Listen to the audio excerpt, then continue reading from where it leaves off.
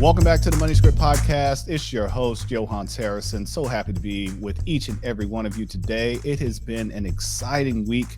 We are just wrapping up, winter. We just got out of winter. It's finally spring.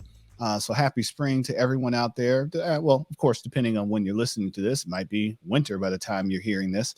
I want to give a shout out to whomever our binge listeners are. We had a few of you last week. I just started getting alerts like crazy. I appreciate you binging through all of our episodes, going all the way back.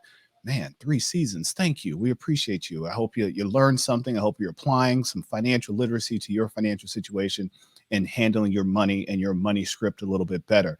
Speaking of money scripts, I am the CEO and financial advisor for Money Script Wealth Management, where I help people make better financial decisions with their money. Really, it's all about understanding what your values are, understanding your goals, and getting your financial behaviors in alignment. So that's what we're here to talk about. I like to bring a fun guest every chance that I get. Have a fun guest for you today. For those of you on YouTube, you probably already checked out his name there in the bottom third of our screen. We're going to get to that. First, we have to talk about current events, because there's always a current event. And the current event today is none other than President Donald Trump. He has officially been indicted. Now, you're probably asking yourself, well, wait, usually your headline has something to do with money. But guess what? This has everything to do with money, because he's being indicted. His first indictment is about some hush money payments that he gave to, apparently he gave it to his attorney, and his attorney gave it to a young lady by the name of Stormy Daniels. I wonder, is that her real name? Maybe that is a real name. But her mama couldn't have said, we're going to name you Stormy. But then again, hey, nothing wrong with your name being Stormy. If your mama named you Stormy, that's your name. Stormy's your name. But the point is, he has been indicted for doing some funky things with his money. So let this be a message to all of you. If Donald Trump can't get away with it, it doesn't mean that you can. This is one of the richest, one of the most powerful, one of the most recognizable people on the planet. I used to think he could just pay anybody off if he wanted to, but I guess that's only in the movies, because it didn't happen this time. So with that, being that it is also the last few weeks of tax season, except for our friends out in California, got a little extra time. Being that we're wrapping up tax season, just be honest, be straight up. If you got to pay taxes, pay the taxes. Don't do anything that could come back to bite you a little bit later. So with that, I want to get to our guest. This is my good friend and colleague and what is it called when you go to school together? Classmate. This is my classmate at Morehouse College. We met a couple of years ago, and we've been promising to get on the show together. Mr. Shawn Knight. He has been a mainstay on the air. He has one of those radio voices. You'll hear it here shortly. He currently hosts the Magic Morning Show with Knight Norwood on KHAJ Majic 107.7 in Topeka, Kansas. He also contributes to a whole bunch of shows. He sent me a long list of all the things he does. I'm going to skip down to the last one, because he is also a podcast host for the Shawn Knight Show podcast. So, Shawn, my brother, welcome to the Money Script Podcast. How you doing? What's going on, man? How you doing? Man, I'm doing good, man. I'm doing good. I was here. Where were you when you got the alert yesterday that the former president had been indicted? Man, phone was just going off because, of course, I have to break this story first thing in the morning. And first I said, wow, he's not Teflon after all. So what happened to Teflon Don? He was supposed to be Teflon Don. And I said, let me just get the facts first. So he's supposed to turn himself in by Tuesday. And do I really think that he's going to turn himself in? That is like the $1 million question right now, because it's going to be a sad day when you see a former president get indicted. And everybody on social media, they're just waiting on one thing, and that's the mugshot. They want the mugshot. Oh, yeah.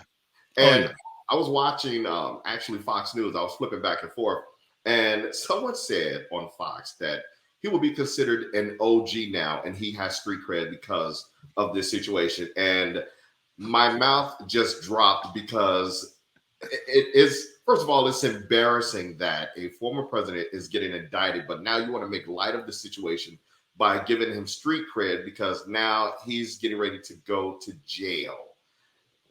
That was just what's really going on here.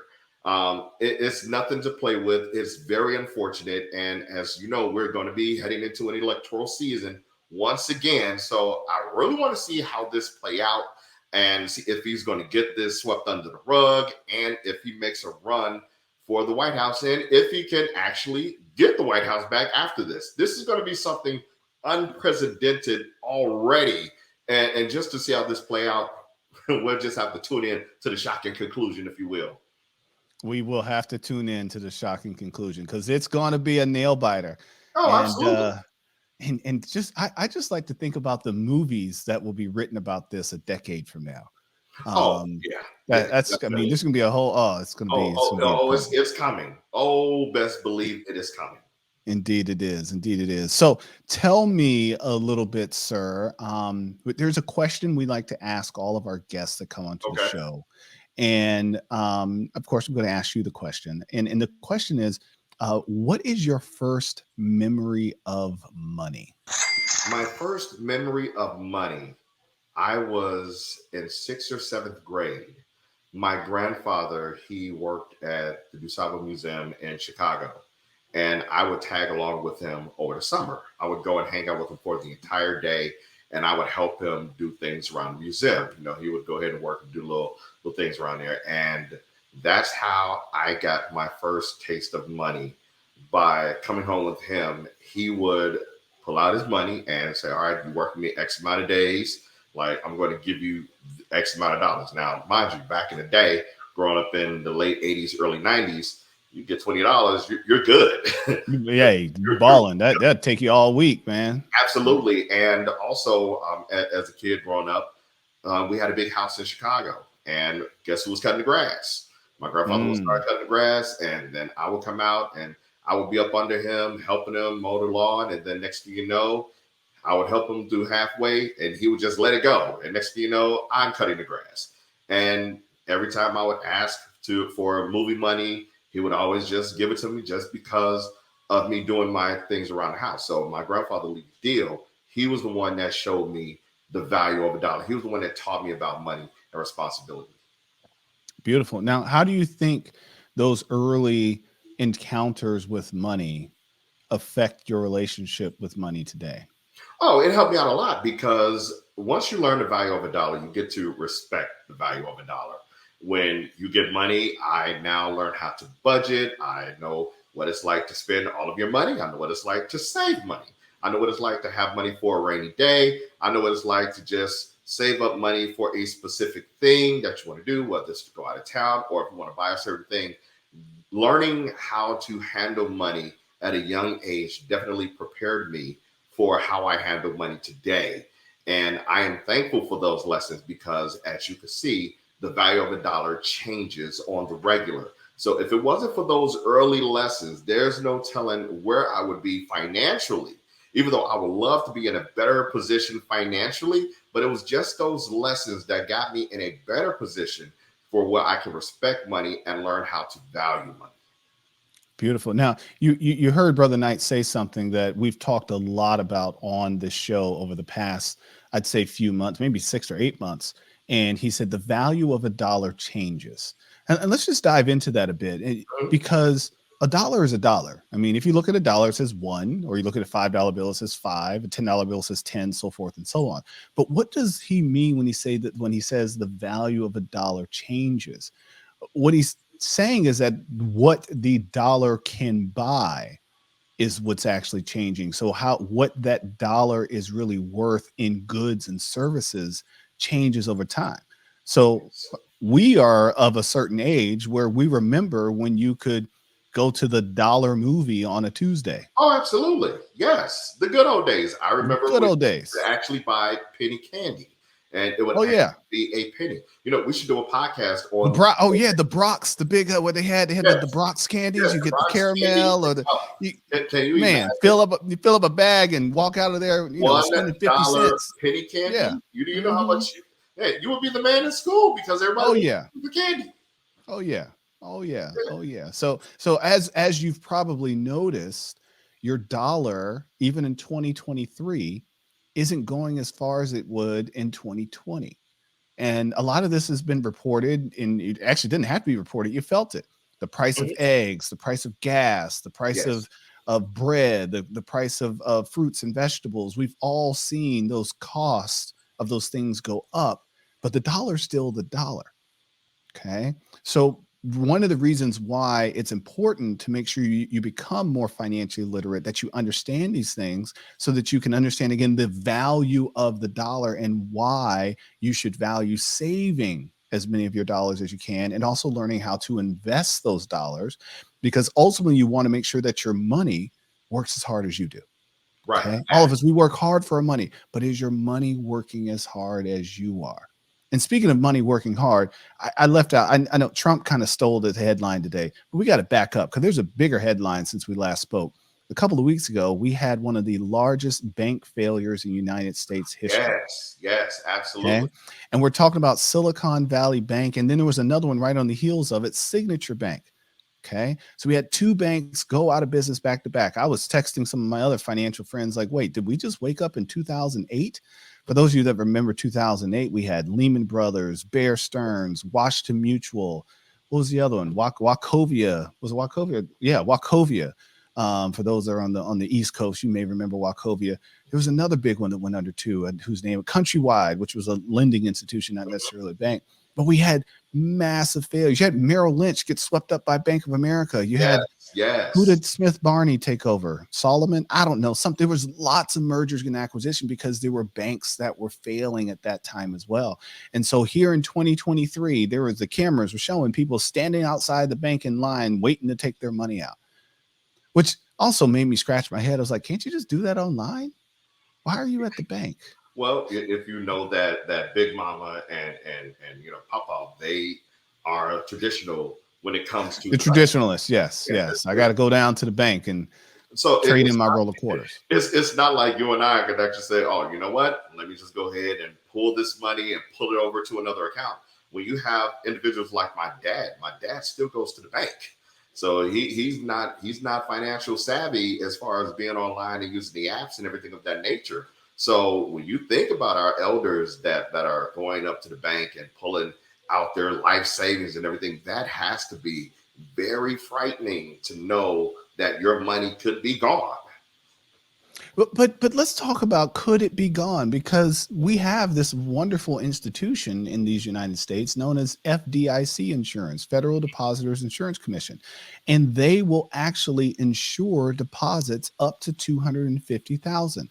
Now there are some other rules with the name that's on the account and the type of account that you Right. have and things of that nature. And if you want to look it up, go to FDIC.gov. You can learn all the rules. But if you had less than $250,000 in the bank, the government says you're good. As a matter of fact, the government stepped in with Signature Valley Bank and said, we're going to cover everybody, even if you had more than $250,000. Now, I will put out a disclosure there. If you have more than $250,000 in a bank account, Yeah. consider your options for spreading that out.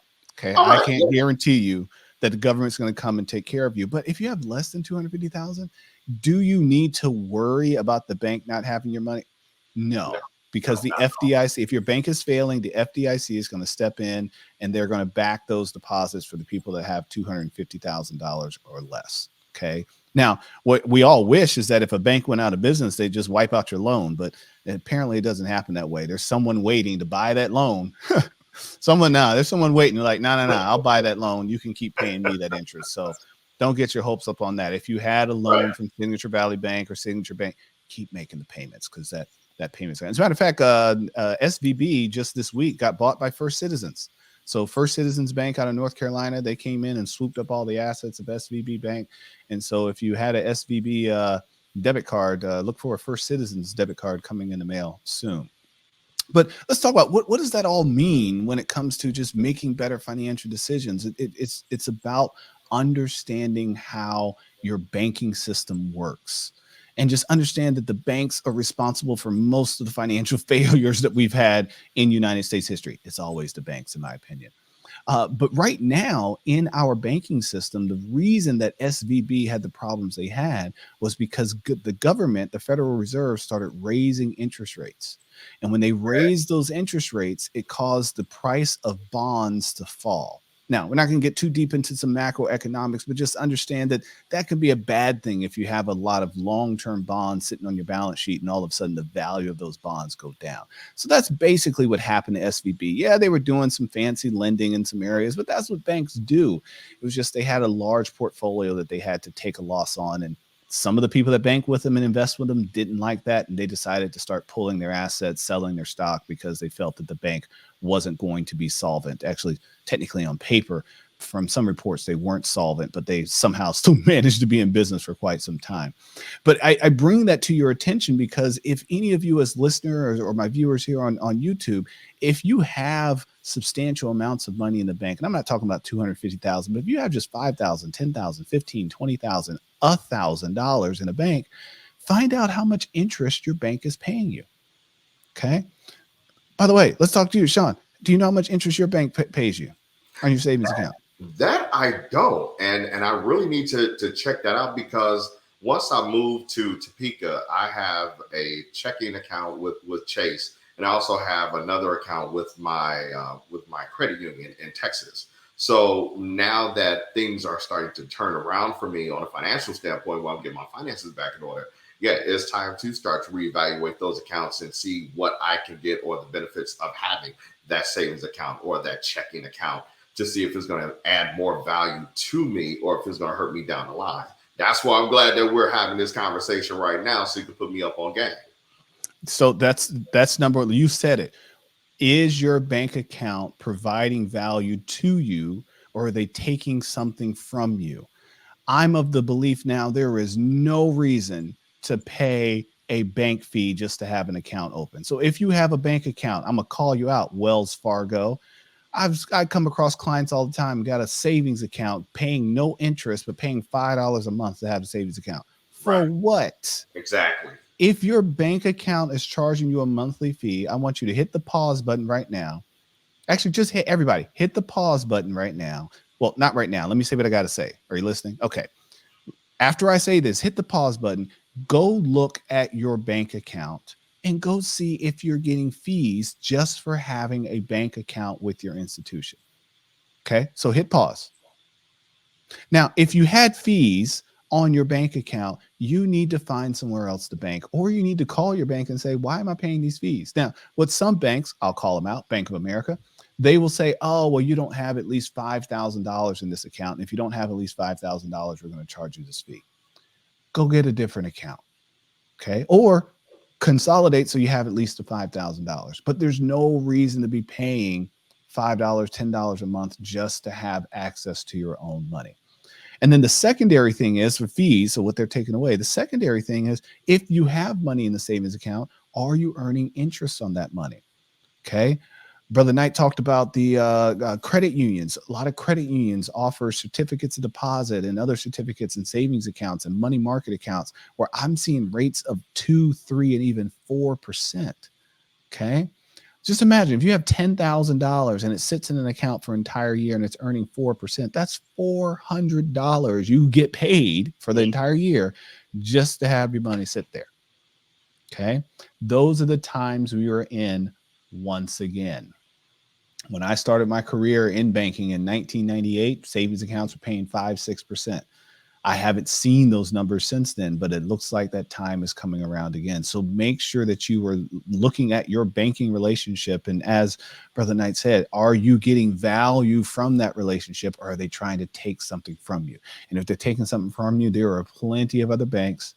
Well, SVB is not around anymore, or Signature, but there's lots of others, hundreds, if not thousands of other banks that you can have potentially a better relationship with. And while we're talking about fees, let's talk about ATM fees. Okay. Look, let me give you guys a tip. Cash back is free in most places. Yeah. Okay. Meaning, well, go buy a bottle of water. It will do you more service than the $3 ATM fee, because most ATM fees, it's not only the fee that you pay to ATM machine, it's also the fee you pay your bank. That's so true. I've seen this. I'm looking at a transaction. I'm like, oh, you took $27 out of the ATM. I didn't take $27 out of the ATM. No, it says here $27. No, I just took 20. Well, no, you paid $3.50 to that ATM and you paid $3.50 to your bank. You paid $7. can we do the math on that real quick? 7 divided by 20. What is that? 40%? Yep. 35% interest you paid to take $20 out of the ATM. Okay.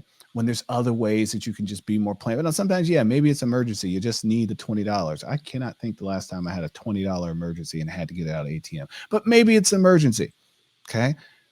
But sometimes it probably makes a little bit more sense to just buy a bottle of water and get the $20 cash back. So that those are ways that just in your banking relationship, you can help keep more of your money, because ultimately that's what this is about. So as you can see, I got on my soapbox. I need to step off because I need to talk to Brother Knight about this podcast and radio business, because he knows a lot more about it than I do, and I'm sure I can learn some things from him. So tell me, what is the can you kind of give us the state of the union of radio right now?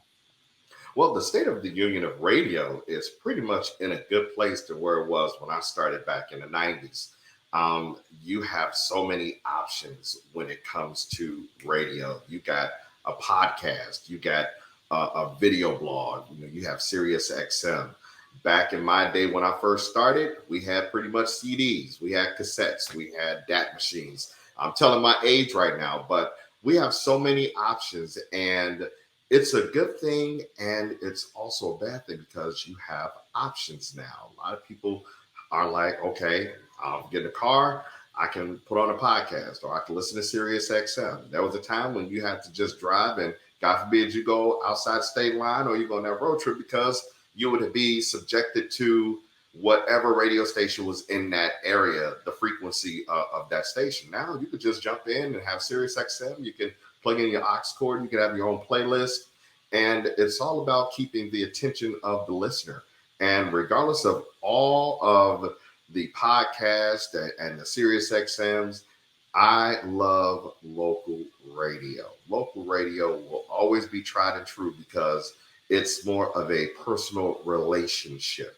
So if you're listening in your hometown or in your home state and you're driving around, you know exactly what's going on in your community. You know what's going on in your area because the person on the radio is giving you a play-by-play of what is affecting you at that moment in your community. There was a time when the radio is for the community. When you think about back in the day, like the Frankie Crockers and in Chicago, there was like Doug Banks, and you would have Herb Kent. These are the individuals that would keep us informed with what's going on in the community. When you think of Petey Green, back what was that, New York? You would like BLS back then.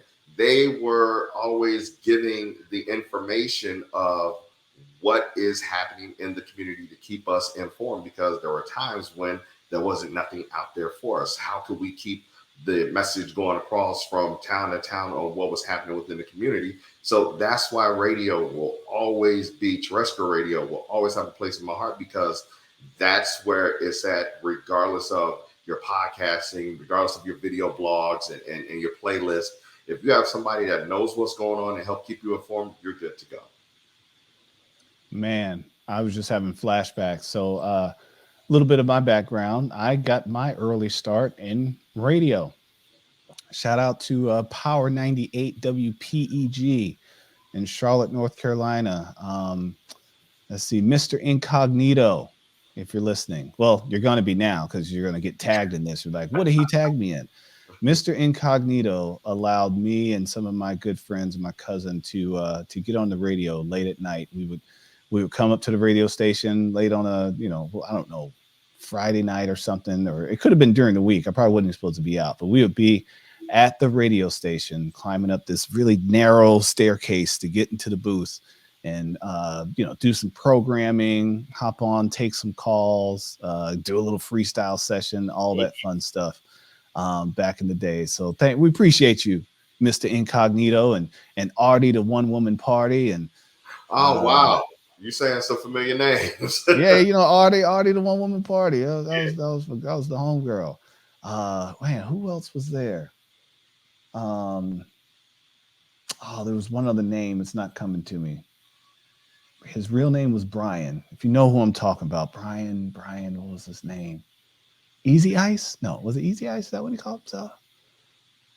I can't remember his name. There was one other DJ that was there that we learned of. And then when I started doing work with Def Jam, we were coming right back to Power 98, bringing the artists. Yeah. But then Power 98 moved to a nice little building in South Side, but we didn't go up that narrow staircase anymore. But you know, I remember those days in radio. And it was actually, I thought I wanted to be a radio programmer in those days of high school. And when I first went to college, I was going to get a communication. It's not too late. Oh no, I'm cool now. I'm doing this finance gig. It's cool. It's cool. It's cool. I'll keep the podcast going and that's about it. But no, it was that was what I wanted. That is what I wanted. So no, radio. You're right. Radio is a lot more personal because I know it. When I get off the plane in Charlotte, I don't have to plug in the aux into that stuff. No, I'm just going to Power 98. Yeah, you know, I know I'm gonna get the hits. Between and that, or if I want to, figure out what's going on in the world, I can go to NPR anywhere in the country. Exactly. It's somewhere between 88.1 and 91.0. I'm gonna find NPR in there somewhere. Oh yeah, there's a lot of this. There's a lot of artists, because NPR does the tiny desk. Mm-hmm. And there's a lot of artists that I discovered on NPR. Yeah, National Public Radio, where they would get their little time to shine. And be like, oh, this guy sounds good. Let me go check him out. And they're mainstream. On a tiny desk, that's a great little series that they have. Oh yeah, that's indeed it is. Indeed it is. Indeed it is. So tell me, sir, as we start to wrap up here, I'm curious. When it comes to money, what does financial independence mean to you? Financial independence means not having to worry about a thing. You can pay your bills, you can have food, and you can still have money to just relax, knowing that whatever is going on, you have that comfort and peace of mind that from a financial standpoint, you are taken care of. And I'm learning now how important to having financial, that liberty, because there is nothing like being in, me, I'm close to 50. And when you think about how you can save that nest egg for not only just you, but your family and the legacy that you're going to leave behind, just to have some sort of financial security is liberating because you don't have to necessarily worry about anything. They say money will end all your problems. Well, I would like to find out how many problems that I could get rid of if I had the money. And I think that it puts you in a better state of mind because when you think of how the economy is and when you think about us coming from the impoverished neighborhoods and we're not used to having that. And all we want to have is that American dream to be able to not only have that debt-free liberation, but also have the financial literacy and also the financial backing to say, all right, now I can actually live my life without having to worry about going to pay off a debt for a friend or worrying about the lights getting cut off or things of that nature. So that's where the liberty of financial literacy comes in. Absolutely. I could not agree with you more. A wise man once shared with me is money, very simply, money is an options multiplier. Mm-hmm. Oh, definitely. Definitely. You can do whatever you want when you got money. That's it. That's it. Except paying off porn stars. Yes, that the night of before an election, and then using campaign money to pay back the person you paid or whatever. However, I don't know. I'm not the attorneys in that whole thing. It's a mess. So let's recap. Oh, before we recap, almost forgot, sir. I did tell a few places where the people can find you, but you tell the people, where can they find you if they want to hear more of your beautiful radio voice? Oh, well, you can check me out Monday through Friday on KHAJ FM Majic 107.7 in Topeka, Kansas. But if you want more of a podcast feel, a podcast vibe, you can check out the Shawn Knight Show podcast featuring Tales from the Boombox. It's on Apple, it's on Spotify, it's on YouTube. You can check it out anywhere. Just drop me in the Google section. Subscribe, follow, be a friend, social media, Shawn Knight Media on Facebook, Twitter, TikTok, Instagram. Be a friend. Let's connect.